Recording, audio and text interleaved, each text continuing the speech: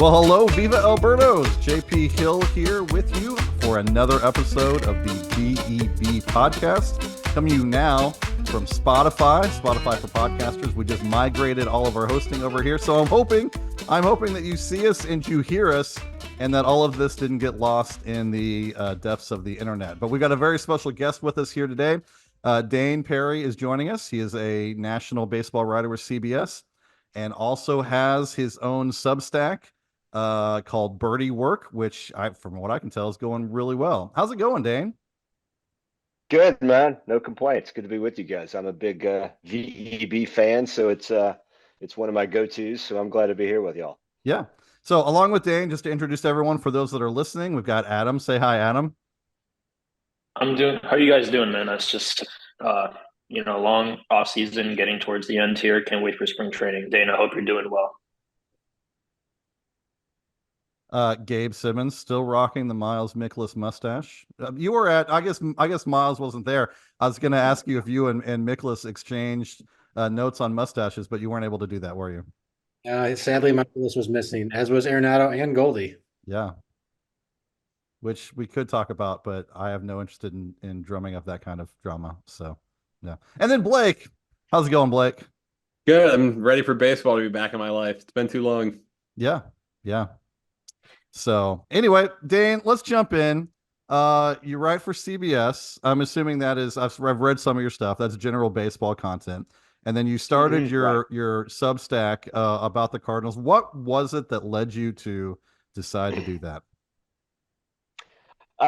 It's been something I wanted to do for a long time. I've been a Cardinals fan since I was like 8 years old, and I still follow the team closely. It's still, the team I watch most of all, other than when CBS demands calls me to watch something else. But I've always kind of envied, like you guys, for instance, able to lock in on a single team and just consume everything about that team and devote yourself to it and that kind of thing. And I just decided to make time for it. And, it's going well. I'm really enjoying it. It's been gratifying. It's exactly what I thought it would be. And I've, interacting with some Cardinals fans I didn't know before and that kind of thing. So it's been very fulfilling, and I'm excited about it. So yeah, it's good.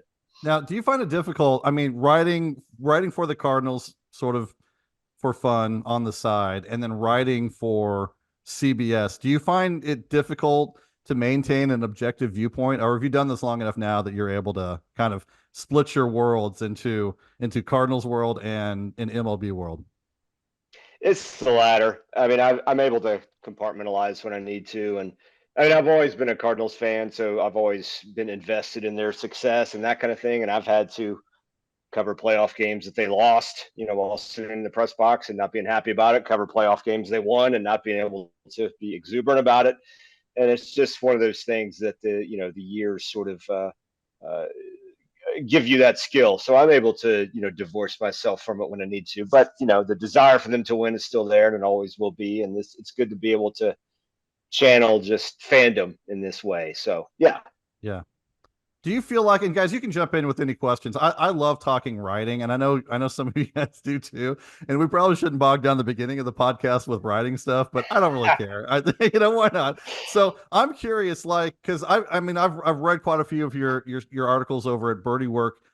Do you feel like you're able in that environment to dig in a little bit more on stats and information and advanced analytics and things than you're able to on CBS? Or like, are you able to dig into some of that in your national writing too, without the feedback from your editors? Yeah, I mean, we still want to be cognizant of writing for, in essence, a mainstream audience. But I think these days, especially, we can kind of tend to underrate how much mainstream audiences know and their level of familiarity. I'm still kind of a concepts guy. I'm not a guy that the team is going to hire to, do quantitative work and that kind of thing. Mm-hmm. I read Adam's stuff, and for instance, and some of his stuff, I have to go, wait, I don't get, and that sort of thing, because I'm not a high concepts guy. I have to have it communicated to me at a level that's understandable for a former liberal arts major and that kind of thing. So I try to be mindful of that. And the Birdy Work, the Substack lets me dive in a little deeper than I would for CBS, because frankly, I don't, know as much about other teams as I do the Cardinals. And that would be kind of an impediment toward that. But yeah, so yeah, I do think I can take a little deeper dive than that and get into some metrics that maybe I wouldn't wield as readily on the CBS side. Yeah. You guys got some questions for Dan about writing or anything before we jump into the Matt Carpenter talk? I guess I have like one in general. Just no, I appreciate the remark. That was really that was really nice of you. In terms of the making sure, like I was always writing in academia is always something that's like I feel like doing that for like 20 plus years almost is something where, well, not almost 20, but it's something where you have to like kind of detrain yourself once you're moving towards journalistic writing. And I felt like, Yep. when I was really starting early on, like I got roasted by my other peers because I would indent my paragraphs. So just in general, like how would you, yeah, like things like that. Like how do you delineate like academic writing from like journalistic writing from like when you're like, like doing something for CBS? It's a great question. My educational background years and years ago was in creative writing. I thought I was going to be a novelist and all that kind of stuff. So I've always kind of approached the writing as a craft that has to be developed and mastered as much as you can and that sort of thing. And the best advice that was ever given to me is that you have to write things that you would want to read in your leisure time, like not for work. Like we all have to read things for work, probably that we don't want to, but it needs to be something that you would spend your discretionary time on reading. You would have to enjoy it, learn something from it, that kind of thing. And the other bit of advice is more nuts and bolts, and it's just everything you put out for public consumption, you need to read out loud. You can't just silently proofread what you wrote. You need to read it out loud, hear what the rhythms sound like when they're spoken, absorb the listening experience. And that's going to, if it sounds boring to you, it's probably boring to read for someone else. So I think that kind of embracing the audible side of it, and this is how it sounds when you read out loud, it exposes a lot of flaws. And that's something I still do. Every piece I write, I read out loud. And that is an essential piece of advice that was given to me, I don't even know, 30 years ago or something. It's just stuck with me, and it's been a bedrock for me. Makes a lot of sense. Thank you. Yeah, what I found interesting right now, those of you that don't know, I write every week as it is. I write for the side, I write for my professional job, and I'm also working on a dissertation, which you can't get any more academic and professional. Oh God. Yeah, right. I mean, it is as precise as you could possibly be. But what I've found, especially sort of coming sort of academia into baseball writing, because I started writing at Viva Birdos about the same time I started my program. And then full on into the dissertation again, I found that 3 years of writing sort of informally at the site, professional, I know it's going to be read, that it's really helped my voice on the dissertation too. Like when I play it back, it's not just boring analytics, whatever for the professional academic side, but there's voice there. You can hear there's a little, it's not real humor, but it's subtle humor and word choices. And that's all from writing on the side. So it's interesting how it blends over to all different aspects of your life, where your personality begins to come out no matter what you're writing based on, your experience. So. Yeah, absolutely. Yeah. Okay. Well, this is a baseball podcast. We can start another VEB writers podcast where we just talk. There you go. So let's talk about the news big numbers, but the news of last week. Let's go ahead and jump in on Matt Carpenter. A move that I think almost no one expected, but if you think about it, we should have. Like, we really should have expected it based on the rest of the Cardinals have done this offseason. Dayn, you're our guest, so we'll start with you. What in the world's up with Matt Carpenter and the Cardinals? They like to play the hits, as we know, and this is one of those instances. And I don't. What I console myself with is that this is the last spot on the roster that he is in line for. He's sort of, as we all know, been brought in to be, I guess, the philosopher king of the bench core, and provide them with the leadership that was so sorely lacking and that kind of thing. And I don't see any path toward productivity for him. I mean, if you look at his Yankees tenure, I mean, it was kind of like a couple of hot months, and then we saw what he did last season with the Padres. I don't know how much he has left at this point. I love him. I love the guy. I loved him at his peak. As a fan, divorcing myself from the reality of it, it's good to see him back. But I'm not going to get too worked up about it. I don't expect productivity from him. I'm not even positive he's going to crack the roster coming out of spring training. Who knows? As long as he's not taking ABs from, say, Alec Burleson or someone like that, who I think has some level of importance to the Cardinals' future, I'm not going to get too upset about it. I do wonder about Normal's capacity to down cycle a veteran's playing time based on merit, which I think is I'm not sure he has that in him. So that's a potential concern. Does, Carpenter have a hot 2 weeks and all of a sudden he's a fixture in the lineup and that kind of thing. So I try not to worry, but it's a puzzling move and I don't really see the upside of it in terms of actual on-field baseball results. Would you guys agree with what Dayn was saying there? I know we've had some discussion about it on the site. Do you guys see any hope of productivity from him anywhere in the numbers you guys have looked at? Yeah. So, go ahead. No, Adam, you start it. You got this. All right. Yeah. No. So, I mean, honestly, with this kind of signing, it's not really something where you should be parading over. It's not really something where you're just beat up about it. So like where I tweeted about it was like, oh, where it's like you see people very upset that like they're giving a roster spot, quote unquote, away from someone in the minor leagues. For me, it's like, okay, yeah, but if the Cardinals are saying they want to contend, and that's the the quote unquote plan that we've heard in the offseason, I would take the guy who is within his last 500 plate appearances, even though he's getting up in age and it might have been a fluke or an anomaly, but it wasn't an insignificant sample size. I would take the guy who is like upside at the 99th percentile we know is arguably the best hitter in baseball, even if it's for a small sample size. He can, when he gets on it, Matt Carpenter is an absolute stud, and he's done that very recently. So, if we're going to get just, especially for the same cost as someone in the minor leagues, like for league minimum, or if it's like a 100, 200K difference, it really doesn't matter. I would take the potential upside from a guy who's already proven that he is an MVP caliber player, at least at some point in his career, versus a guy who, is a AAA bat or a quad A bat and may not be that proven commodity yet at all. Yeah, I mean, I agree with Adam. Like, I'm here for the move, if only for the fact that I'd rather watch Matt Carpenter on the field than like Taylor Motter, for instance. Yeah. What I think is interesting about long live Taylor Motter. Yeah. Hey, maybe they'll bring him back. They're getting the band back together, so maybe he's coming back. But Matt Carpenter still possesses the ability to pull the ball in the air that he's always had. And I was kind of just peeking around his Fangraphs page a little bit after the signing, and it was interesting to me that he's always just like crushed the ball when he pulls it in the air, like every hitter does. Last year, he was a below league hitter on pulled fly balls. He had like an 86 WRC plus, which was his lowest WRC plus on pulled fly balls by like 250 points, which is insane. So like, I don't know whether that's a sign that he's completely fallen off or whether that was a sign that it was poor batted ball luck. But either way, like the guy's batted below the Mendoza line for 3 of the past 4 seasons. So like, he probably just is what he is. And he's just going to be that leadership guy, 26th man. Hopefully he's the last guy to get plate appearances off the bench. But again, like it's fine. It doesn't really hurt the Cardinals. It doesn't really help them.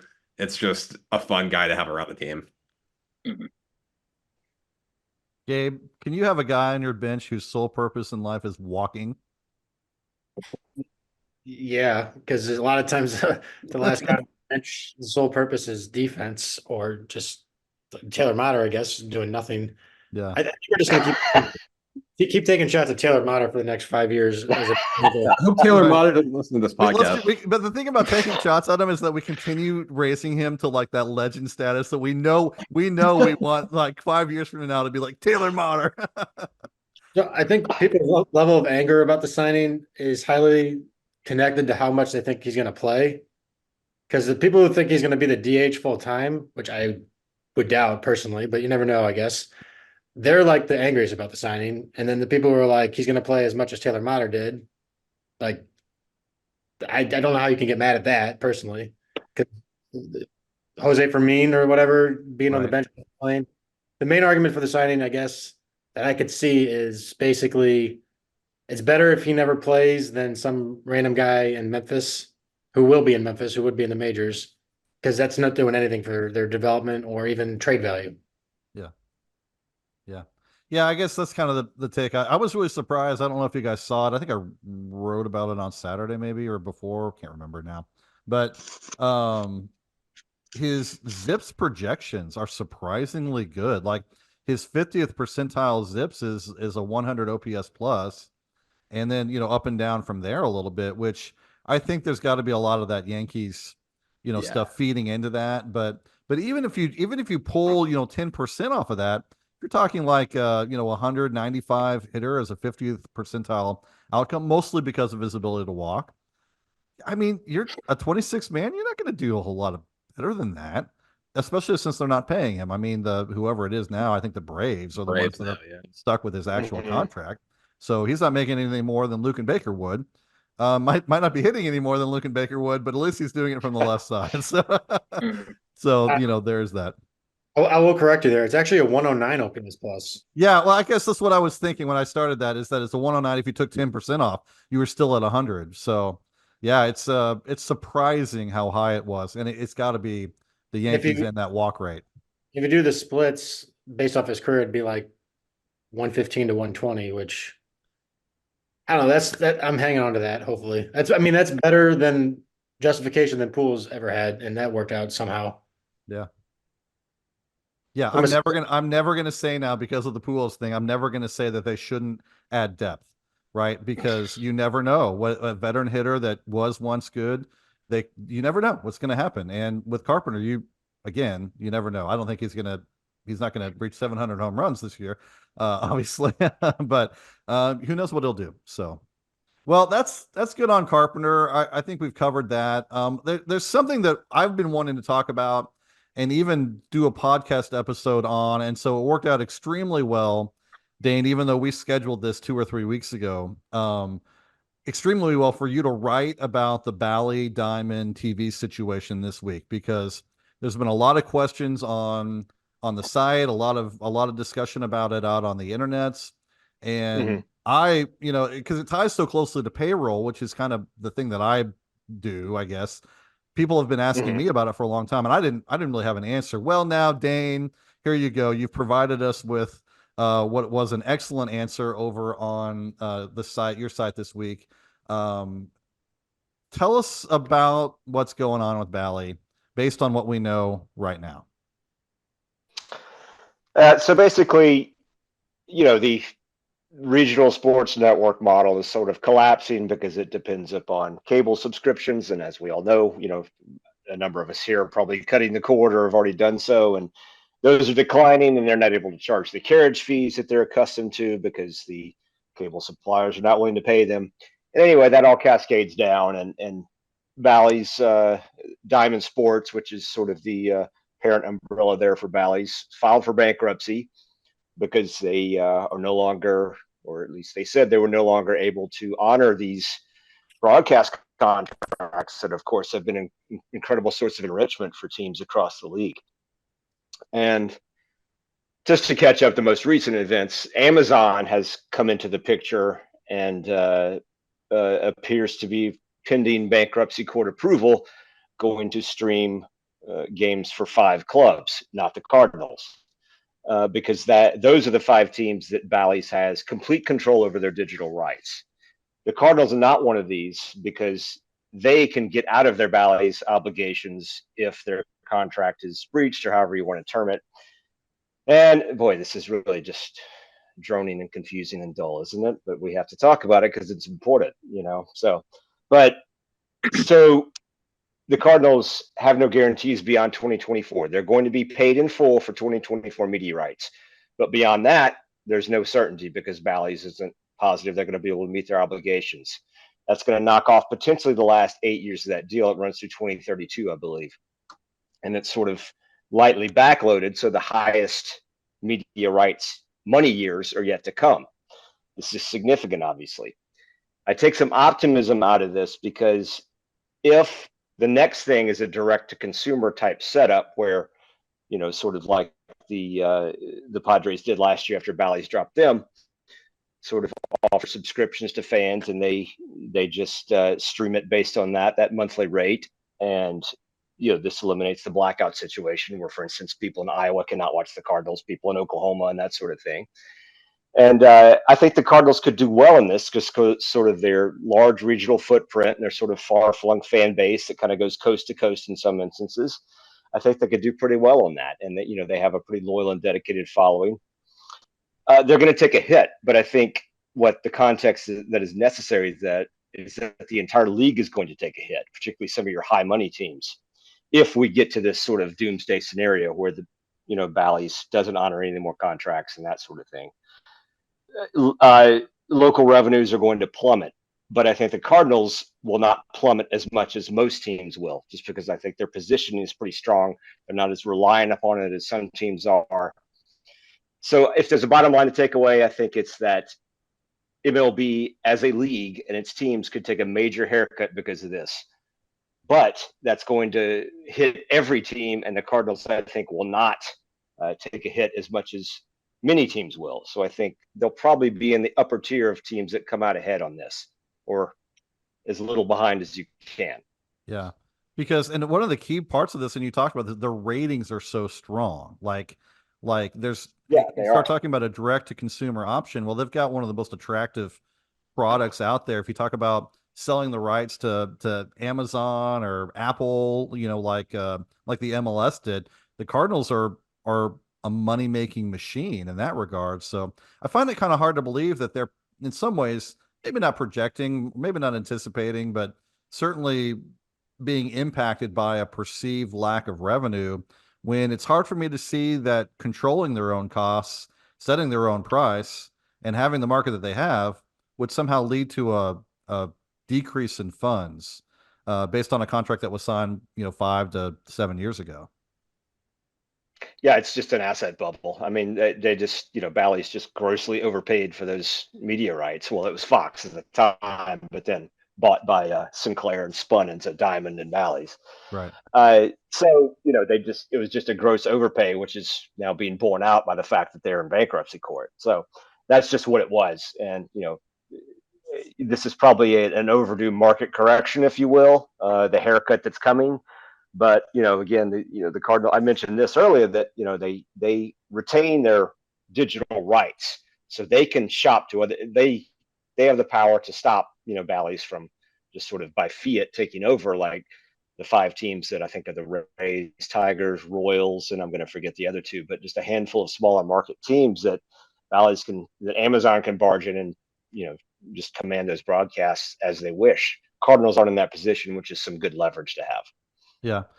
You guys can think if you got any more questions about this for Dayn. I've got one more, and then I'll let you guys jump in. I was thinking about this because I'm thinking about some of the people that I know around me who are basically everyday viewers of the Cardinals. And I'm a cord cutter. We don't have cable. 2 or 3 of my friends are, but then I know several, like my parents and my friends' parents and people like in my church that are huge Cardinals fans, that if they went to their own network that was streaming or had to buy some sort of Amazon Prime thing, I have to wonder if the Cardinals are a little bit concerned about losing their product on cable, because I have to think that a good percentage of their audience, some of which grew up on KMOX all the way through, they're relying on cable for their product. Is that, I mean, if they do their own thing, if they go streaming, I mean, cable is still an option for them, right? Like they could still sell. Yeah, I mean, obviously, if it's on Amazon, they might not. If they do their own network, they should be able to sell that to cable companies, right? This is one of the things that came up in the Amazon buy-in, and that Bally is still going to conduct that straight line broadcast over cable. This is going to be more of an out-of-market option and that sort of thing. So, that's my assumption that will continue to be the case. But getting free of the Bally's commitments and the insistence upon those regional blackouts, which drive the cable subscriptions, right, is going to be huge, because they're going to want that reach into those states where there are blackout rules and that sort of thing. So and it's a large blackout territory. It's all or part of 10 states, I believe, the Cardinals blackout territory is. So that's significant. And you've heard the DeWitts talk about how they want to get past that. It's an anachronism, and it is. So I think as long as we get past the pain points of like 2025, 2026, till we know where this is, I think potentially this could be a long-term thing. I mean, a positive thing long-term for the Cardinals. I mean, MLB faces periodic crises, and they always seem to come out on the other side doing pretty well, or even better than they were before. And this will probably be the same way. Yeah. Guys, you got anything about the TV deals?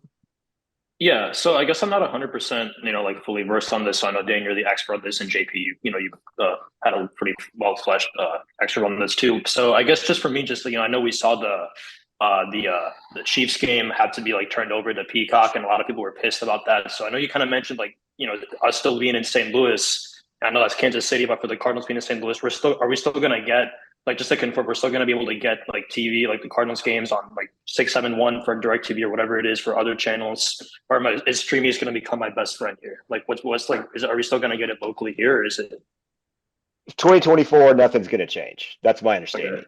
Yeah. 2025 is uncertain, but my anticipation is that now that Bally's is saying they are financially viable again after the Amazon buy-in, that those contracts are going to be continued to be honored for at least the next couple of years. That's just a guess. I mean, I'm not going to act like an industry expert here or something, but that's just a guess. So I think it's status quo for 2024. We'll see beyond that. Okay, thank you. Do you feel like this is already trickling down and affecting the way the teams are spending this summer or this fall, this winter, whatever season we're in right now? That's always a fascinating question for me, anything like that, because what is legitimate cause of concern? What is tidy rationale for not spending? Like the DeWitts, you saw, BD the third cite these uncertainties and saying, well, this payroll kind of is what it is, and whereas we've heard so long, this RSN situation is not going to affect 2024. I think, ownership, maybe there are legitimate concerns that are tamping down spending, or maybe this is just a way they can tamp down spending and use this as an excuse. It's that's unscrambling an egg, and I have no idea, but I tend to have a pretty cynical view of MLB team ownership, regardless of who the team is. I've always found that to be like the safe spot. If you're just skeptical of everything ownership says, then you're a good person. Yes, yeah. Yeah, they may lie their way into a truth every now and then, but it's still a lie. Yeah. All right. Any more cable and streaming talk, or are we going to push that off till we have real news? You guys good?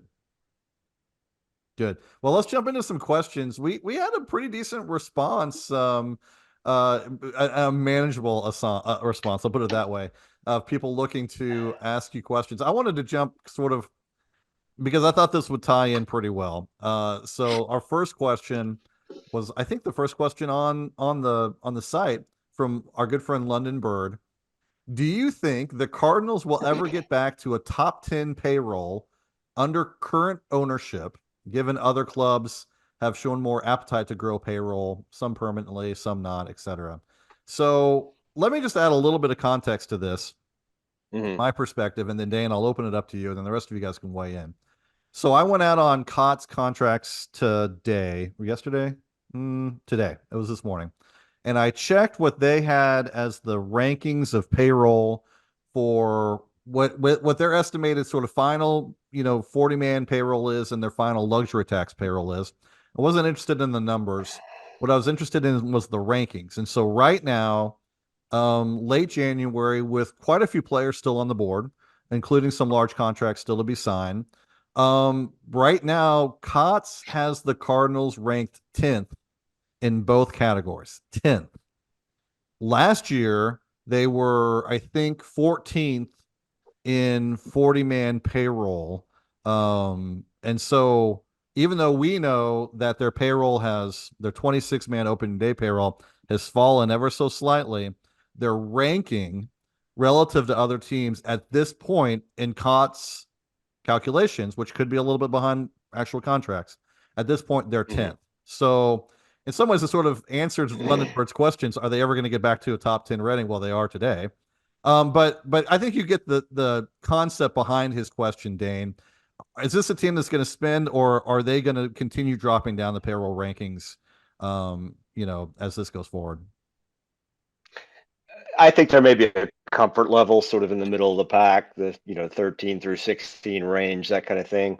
I mean, let's maybe amend it to say indisputably top 10, since there's sort of, as you know better than anyone, there's art to determining what a team's payroll is and how it compares. I mean, you can do 40-man, you can do CBT, you can do opening day active, and and all these kinds of things. I want to see what they rank on opening day active payroll when opening day actually arrives. Right. These other, there's a few 9-figure free agents still out there that could move the needle a bit. But I think taking maybe a longer view, is top 10 not going to mean as much as it once did? You see these expanded playoffs, teams just want to get in and see what happens, other than a few exceptions. I think we probably need to start thinking about, well, how do they compare to the average and, median payroll and all that sort of thing? And how much do the teams that, like the Dodgers, for instance, and maybe the Braves as well, you could put in that category, who seem committed to not just making the playoffs, but building the best roster possible? Are we going to stratify into those kinds of things? Are we going to have tankers back here? Are we going to have Mariners, Cardinals philosophy of let's get in and see what happens? And then we're going to have, Mets, Dodgers, Yankees, Braves at the top tier, that sort of thing. Are we going to stratify into thirds, whereas, say, raw ranking doesn't mean as much? And I kind of wonder if that's going to be the case with the, now that we've expanded playoffs yet again, and it's just, you just have to be sort of okay and maybe not even good to make the playoffs, as the Diamondbacks sort of taught. Right. Yeah. That's enough on payroll. Let's jump to the follow-up question. And I'm going to open this up to everybody. I think this will be not more interesting, but more relevant to what you guys know and what you guys want to talk about. So, follow-up question from London Bird: has the continually contending model run out of road, barring the Cards creating a competitive edge in what he calls recruitment and development? So that I would assume be free agent recruitment, but also I would assuming from London Bird here, I would throw draft, I would throw international, signings into that as well. So what do you guys think? And I'll just open it up. Dayn gave us a little bit of his answer. Continually contending, can the Cardinals still do this, or are they relying on other factors now? I think they can. I think they They can can still do it. Yeah. Yeah. I mean, Dayn touched on, like, with the playoffs getting bigger, I mean, I think it almost validates their model further. Like, you literally just get in, see what happens. And I mean, I think that's really, if they're going to be in that kind of middle of the pack or upper middle pack on payroll, that's probably all they're going for, really. Yeah, and it's kind of unfortunate because that kind of, I guess, like allows teams to be lazier in the process and encourages them not to try as hard to build a better model. So, I mean, just thinking about it, where money, especially with the rise of analytics, money is becoming less and less, if at all, a competitive advantage, because money is no longer a necessary condition to win games. We've seen teams win with very small payrolls before and do it legitimately with a sound model and a solid player development system. And that's really the key here. I think it's, instead of really focusing on, X or Y, Z amount of dollars that they're spending, 8 9 figures, or, some teams over the course of a long term, like billions of dollars. I think for me, just really focusing and making sure that player development system is the best it can be is going to bear you the best investment in terms of, going forward, the best ROI. Because, if you're spending, gazillion dollars or not, a lot of money in free agency, then it kind of really hampers your ability to really see that in, dollars per war return that you would really like, if, versus if you were drafting players at a very cost controlled opportunity, or signing them via the international free agency market when they're like 16, 17 years old. So for me, I really feel like it's just kind of like missing the the point where it's like you're not really supposed to be worried about the money, and probably more the player development side is probably your best bet at this point. Yeah, I mean, that's pretty much the point I was going to make. If like Jordan Walker or Mason Wynn or Nolan Gorman or multiple of these players, or Tink Hence, if they can like become perennial all-stars, I mean, that'll make it significantly, especially against the backdrop of the NL Central, because I don't think any other team in our division is really that interested in spending money. For some reason, the Cubs, I don't know why. They could be the Midwest Dodgers, Yankees if they really wanted to, but they don't. So, I mean, thanks primarily to our division, I suppose, we're always going to be in a pretty good position with payroll compared to the rest of them. And as long as our development system keeps flowing, I mean, I don't see why they can't continue to contend for division crowns. So let me ask a follow-up with that, because I'm curious. I think I agree with this, but one of the things that I think, if we sat John Mozeliak down, which we should, and asked him, I'm sure he'd agree to that. Dan, can you work that out for us? But if we sat him down and asked him, I think that he would tell us, look, we can have a budget and you can calculate it as as player personnel payroll, right? But the organization itself has a bigger budget that includes hot dog sales and t-shirts and everything, right? All of that is part of the deal. And they would argue that this year they have spent money on things that aren't player personnel related, like shifting some coaches around, bringing in new coaches, bringing in Molina, a new bench coach, elevating Joe McEwing, which I don't know if that cost them more money, but it's another person that's in their system. We know they're working on completing the pitching lab. Chaim Bloom, right, is here. So there's all of these things now that contribute, in my opinion, towards player development and player performance, but it's costing them potentially in the realm of actually spending on players.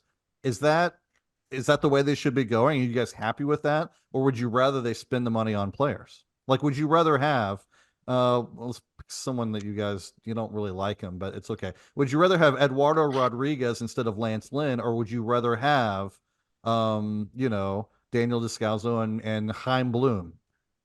I mean, I'd rather have better player development as a whole, because I think that's a better long-term investment than necessarily Eduardo Rodriguez is for like 3-4 years, whatever his contract is. So I would much rather them like actually learn how to develop Eduardo Rodriguez's, who you don't need to pay $80 to $100 million, and you can just bring out the league minimum until they hit arbitration, because that's a much more sustainable model and it allows you to spend money elsewhere. So as a long-term investment, I'm fine with that. As long as if that's an either-or proposition, then I'm fine with them leaning towards development than free agency. What do you guys think Bloom or Molina's salary is this year? It can't be much more than. That's another part of it, is that they're not. I mean, they're not paying Molina Eduardo Rodriguez money, right? But I mean, I've heard Mazela talk about how they are spending in these other areas, so that's his own. He has many justifications for many things. He's mentioned that as part of it. So, no, I understand. I mean, just to kind of hop off on what Blake said in terms of the, having like the player development system. Yeah, 100%. In terms of, like, when I see a lot of teams just kind of, spend a lot of money on a free agent, I almost see like, I have like friends that I went to school with who like pass up coding jobs at like elite software, like software companies to go work for some of these teams. And they're making, instead of 6 figures, making like, pretty good money. But it almost seems like, why don't teams like invest, like hiring a bunch of like nerds from like a Yale or Harvard or some of these schools, $70,000-$80,000 a year, instead of spending millions on the player. Adam, is that what you're saying? Nerds from well, I mean, no, like I'm like not personally me, like some of my friends. I'm not like that. Like I'm not. Well, I don't know, man. What some of my friends. No, I don't have the coding knowledge that some of these friends. Some of my friends do. Yeah. But it's that kind of thing where it's like you see, like, why don't they just invest in having a really good player development team, and you're not really spending that much money because people want to work for sports teams instead of getting run over by Fang. And instead of, that's just the kind of the notion for me. Instead of spending millions on a free agent, I just feel like there's so much a better return on investment from just hiring a really good team of analysts and then just paying them whatever you are and having them develop your really good team for you. So like that's something I feel like it's like the next step it's really missing. Well, I feel like the Bloom hiring's at least a step in that direction. Like, he's a sharp guy. He came through with the Rays. Like, he's at least a little more analytically savvy than maybe some other people the Cardinals have brought in recent years. And the open admittance that they need to bring in somebody from outside the organization and just kind of, freshen up with some new ideas is definitely a new step from them. So hopefully they're kind of pushing in that direction. That's fair. Let's move on to THP's question. THP 0344. He asked, and Dayn, I'm not sure if you can answer this one exactly. I don't know if you saw it or not, but he asks, what's the lowest broadcast revenue number you can imagine for the 2025 Cardinals? So he cites, he assumes local TV and streaming this year is 70 million. I don't know if that's accurate or not, but let's assume that. What do you think is the lowest number that you would expect for 2025? I think it might be modestly higher than 70 million this year. I think it ramps up a little bit. That's neither here nor there. Okay. That's wow. Okay, imagine there's a lot of liberty I can take with that. Let's say it all collapses and direct to consumer prevails, and the Cardinals take a major hit there. Let's say 20 million. Really? That would be complete post Bally's direct consumer pivot league wide. That's what that would be. In that you take that short-term hit as you build up that base and try to recover from, all the people that have not cut cords and that sort of thing, and find the price point too painful, and you're trying to calibrate that temporary hit, short run hit. Baseball teams are an investment, not a business, as has been said. This is not any time to panic or anything like that. But I can't, if the most apocalyptic scenario took place before 2025, which I don't think will happen, I think you could see, them for the near term have a quarter of what they were accustomed to. Yeah. Yeah. Interesting. Fascinating. I don't think I would have gone that low, but you know a lot more about it than I do. And I think what you're assuming there, and I think this is the part that I want to push back against, but I can't, because you're right. I mean, I'm talking out of my ass to a certain extent. So I know you are. Yeah. But what I was going to say was like in my models, in my thinking, I'm like, oh, the Cardinals fans are so loyal that there won't be that ramp up process. So like it'll almost go from, let's say they have whatever their ratings are now, it'll go from this number X to like X -1. Like it'll be so close to normal that they'll just be able to get their money immediately. But no business works that way. Like you don't just get your money immediately. There's always this adjustment process. And that's the part that I haven't mentally accounted for. I think the audience is loyal. It might take them a year or two for some of those grandma and grandpa non-cord cutters, those cable types, to figure out exactly what they want to do in their own little personal, pity party for a little while too. And then figure out what they're going to, how they're going to step forward. So exactly I think that's valid. When I say that is a short-term hit and then it gets back to normal. So, given that we're talking about 2025, so no reason to freak out. Yeah. Cool. Do you guys have anything else about that? I mean, that was really a question, I think, for Dayn specifically. Yeah, didn't think so. All right, let's jump into Cards fan 2860. This is for any of you, but we'll start with Dayn. I don't know how into the minor leagues you are, Dayn, but I'm sure you know some about it. So what minor league pitchers will eventually be in the rotation, and who do you think will have the most success? And we'll let you go first so you can take some of the most obvious choices, and then we'll work down to Blake at the end. Thanks. Let's let Blake go last, and he'll have the most wisdom to impart on this. I don't see any reason to depart from the consensus, and I would say Tink Hintz and Tekoa Roby. Get into Graceffo and guys like that. They just kind of smell like future relievers to me. Hintz, I think, has the deeper repertoire. Tekoa Roby, I think, can go 3 or 4 pitches and that kind of thing. They obviously have big velocity, and I don't know that I would put them in the upper tier of any kind of future starting pitcher prospects league wide or even national league wide, but I think they're probably the best in the organization right now. Now, we've debated this a ton, so I got to ask you, this is a very fine line, but if you had to have a number 1 and a 2, would you put Roby Hintz or Hintz Roby? Or does it not matter? Hintz Roby. No, it has to matter. You have to pick one, Dayn. Hintz then Roby. Hintz then Roby. Okay. Yeah. It's wrong, but it's fair. No, I'm just joking. Yeah. It's Roby's health that gives me pause, I guess. Yeah. Well, that's fair. And that's fair too. Yeah. Yeah.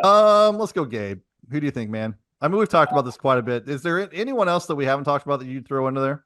Or anyone beyond the top 2 that you would throw in as most likely or equally likely?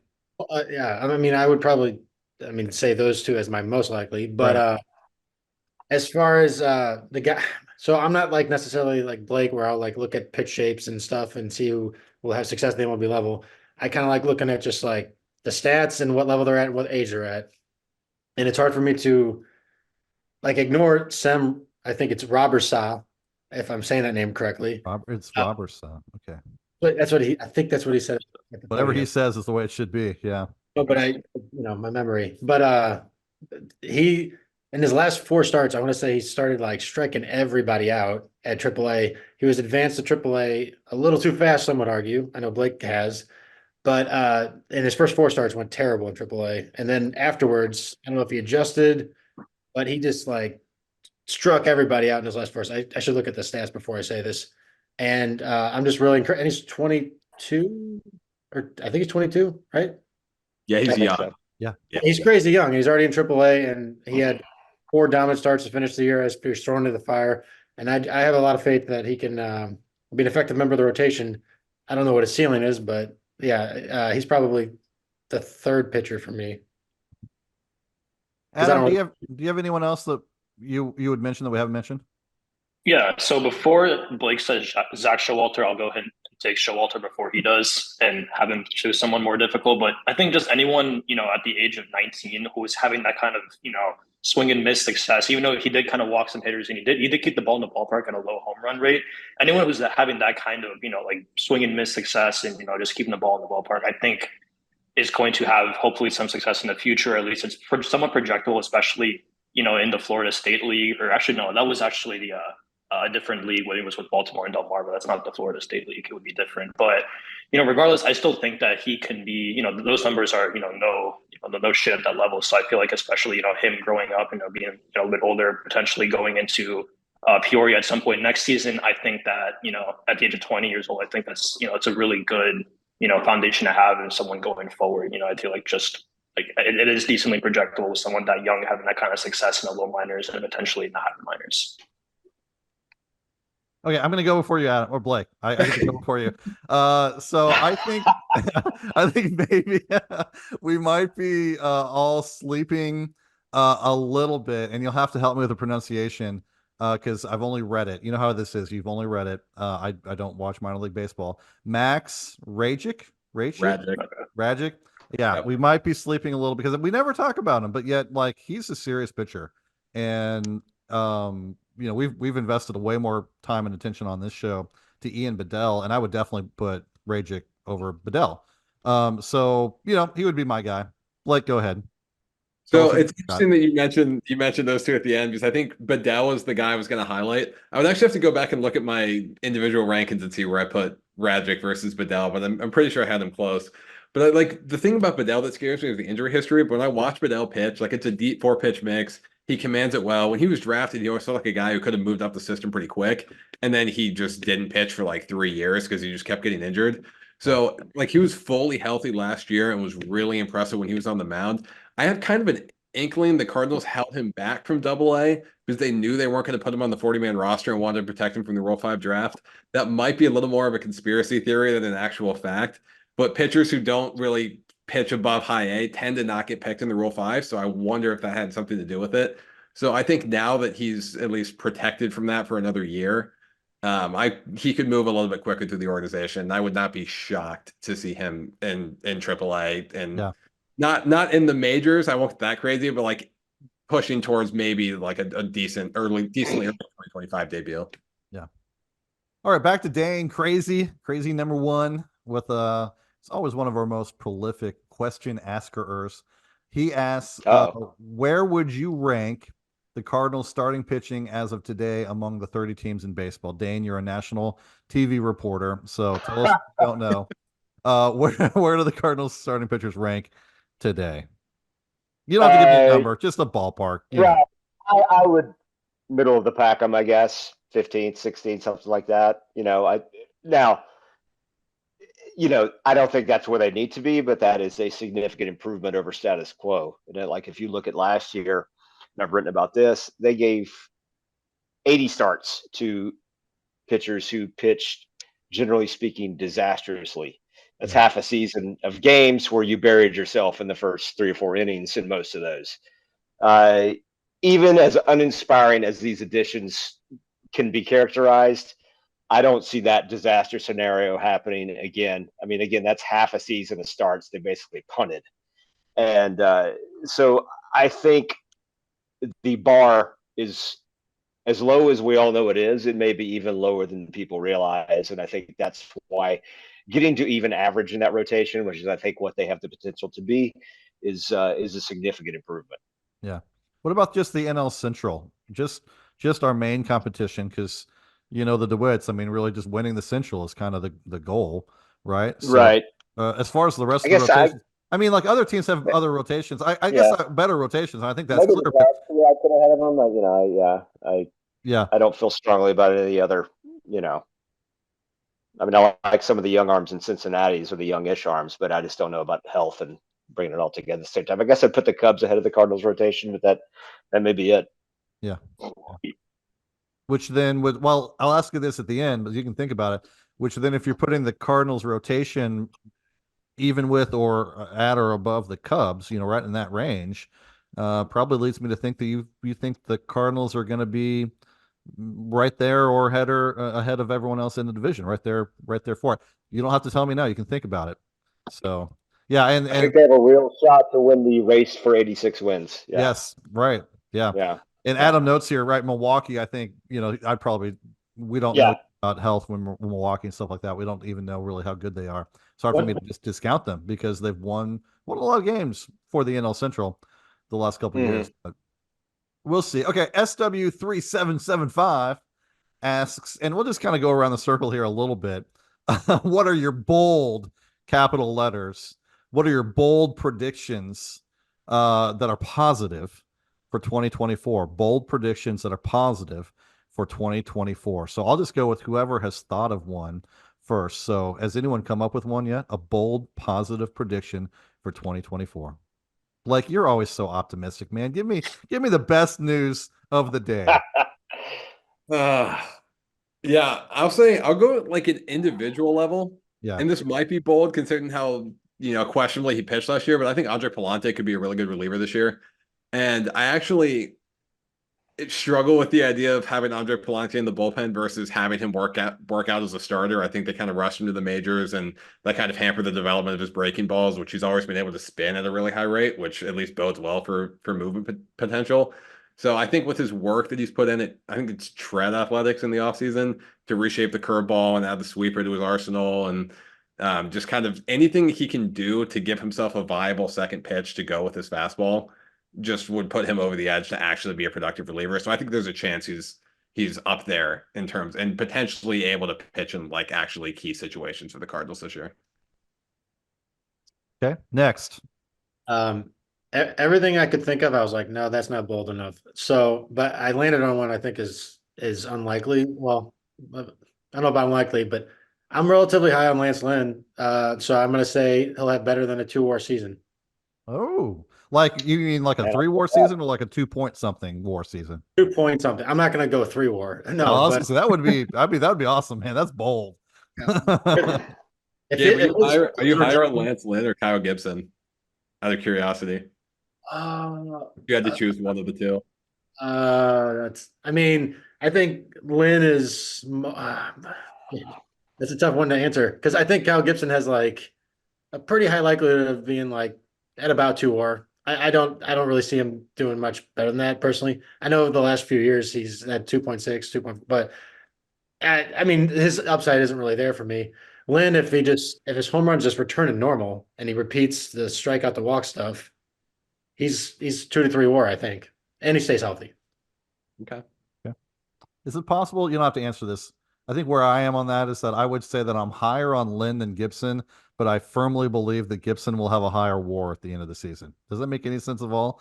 I guess because it's like Gibson is just sort of mediocre and healthy, but Lynn, they're like exactly what Gabe's. There's that chance. Like there's no chance for Gibson. He's just going to be as solid as could be. But Lynn, good. Okay, Adam, bold. Go bold. I'll cheat a little bit and go for the minor leagues here.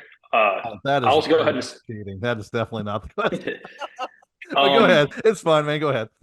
Yeah. No, so I'll go ahead and say that if Won-Bin Cho gets any shred of, if he improves his vertical barrel accuracy to the point where he's lifting, 30 to probably 33 or 34% of his pitch, of his batted balls in the air more, I would say that this guy has a really strong opportunity to become a top 100 prospect at some point. It's very unlikely, and I'm very biased just because I really love the raw profile that he has, but if he can really start to come around and start to lift the ball more consistently, I think you've got a really, really solid prospect there, if not a potential, fourth of almost everyday player there at some point. See, I don't find that very unlikely. Like I almost find that likely. I really think considering his age and the progress he's made so far, I'm with you though on him. I think yeah, I've been trying to talk him up in our, in our prospect thing that you've done, Gabe. He's not there yet, but the tools are there and they could come, and you kind of hope that they do. So yeah, good answer. You cheated, but it's a good answer. Dayn, Dayn, let's go with yours. And I got mine. Go ahead, man. I'm going to say that Jordan Walker will have a positive outs above average in the outfield next year. That's my bold prediction. And I just think how little time he had out there and the progress he showed from the beginning of the season toward the end of it, and the work he's supposedly been putting in this off season. He just looked like a different fielder out there in, say, September and late August than he did earlier in the year. And I believe in the athleticism. I believe in the work ethic, and I think he's going to be now barely above average. I will say barely positive territory, but I think he will be a modest defensive asset next season.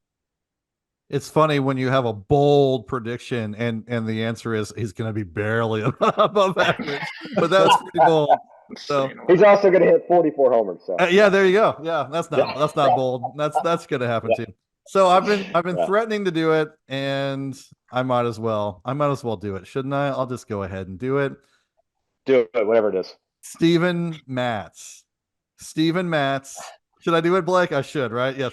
Steven Matz will have the lowest ERA among Cardinal starters. I'm not going to say highest WAR. There's no way that's happening, but the lowest ERA among Cardinal starters. He will be 0.01 below Sonny Gray, something like that. I mean, obviously Sonny Gray's their best starter. I'm not denying that, but I actually think that Matz, if he could just stay a little bit healthier, he doesn't even have to give the Cardinals a full season.